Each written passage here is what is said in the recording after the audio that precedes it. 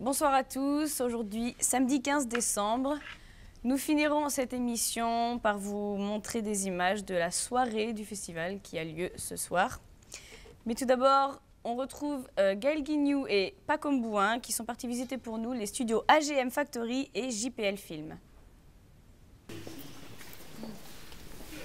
Bienvenue à JPL, studio de production et de réalisation de films d'animation qui vous révèle des secrets de conception. Préparez-vous à passer derrière la caméra. Bon exemple, à l'époque du Cyclope, quand on a fait le Cyclope, il y a des mouettes qui volent. On a dit, on a tout fait en 35.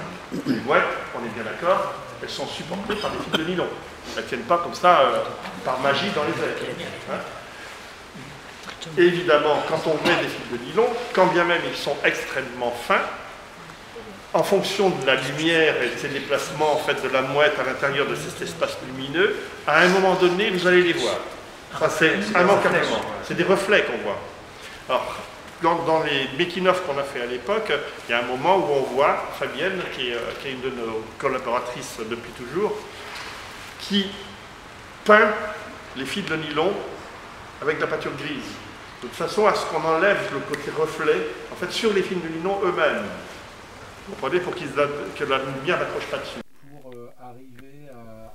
AGM Factory est une société de post-production audiovisuelle. Elle se démarque par sa localisation hors du noyau de la capitale.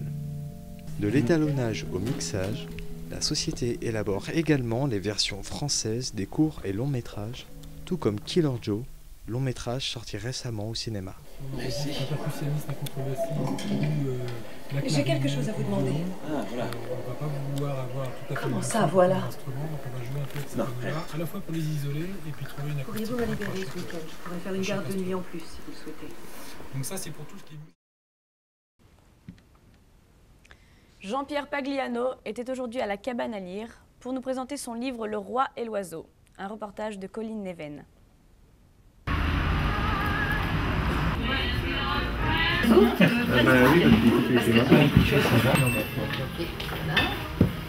Et puis Paul Grimaud est mort en 1994 alors que je vivais au Japon à cette époque-là. Mais évidemment, je me suis toujours intéressé à son œuvre et je me suis dit qu'il était temps de faire un livre entièrement consacré à son chef-d'œuvre, Le Roi et l'Oiseau. Il n'y avait pas de livre sur Le Roi et l'Oiseau. C'est que ce film, qui a eu une longue histoire très mouvementée que je raconte, ce que je pense que ce film qui était invisible ces dernières années, il va ressortir l'année prochaine dans une version encore plus belle que la version restaurée pour que ce soit la vraie version définitive. Donc c'est un film qui est toujours d'actualité, dont l'histoire a eu comme ça plusieurs étapes et c'est un nouveau chapitre, si vous voulez, de cette histoire du film que j'accompagne avec le premier livre qui lui soit consacré.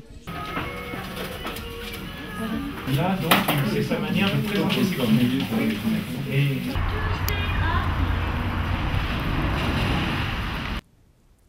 Manuel est parti vous demander ce que vous pensiez du programme 3 de la compétition pro.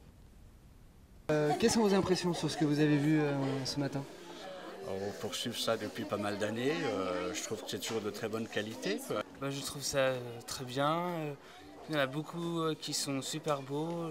C'est très intelligent. La façon dont c'est filmé, c'est très intelligent. C'était chouette, c'était plaisant, varié. Moi, sur ce programme, il y a de très belles choses. Voilà. Les films, il y en avait qui étaient assez bien et il y en a d'autres qui étaient, par exemple, la première. Ouais. Je n'ai pas trouvé ça super... c'était intéressant, mais c'était pas très dynamique. T'as moins aimé? Mais le dernier, effectivement, est intéressant. Moi, j'ai beaucoup aimé le dernier. J'ai toujours été contre les concours.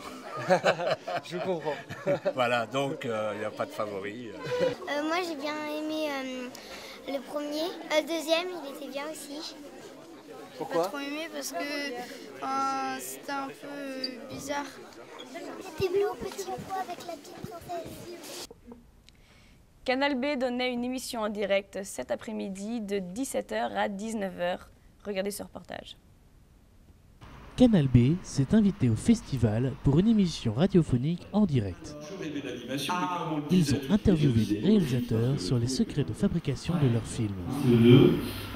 Et dans certaines piscines, voilà, dans toute la France. Ça c'est un jackpot quand même. C'est un premier projet, voilà, c'est un premier projet intéressant. Et j'ai eu un appel d'offres. Un peu plus avec elle, on comprend un peu mieux sa colère. D'accord. Du coup, au niveau de l'animation, alors là c'est une animation plus traditionnelle, comment dirais-je, dessin sur papier, et comment vous n'êtes pas aidé apparemment des techniques. Hein. Et c'est assez drôle d'image quand même que ça nous donne, drôle d'histoire, c'est une histoire un peu épouvantable. Si ça vous touche, c'est-à-dire que bah, ça marche. Ouais, parce qu'il y a plein d'injustices là-dedans, le fait que le... Mais le départ, j'ai bien aimé cette pièce-là parce que elle chante sur le scène seule et que ça m'a quand même touchée.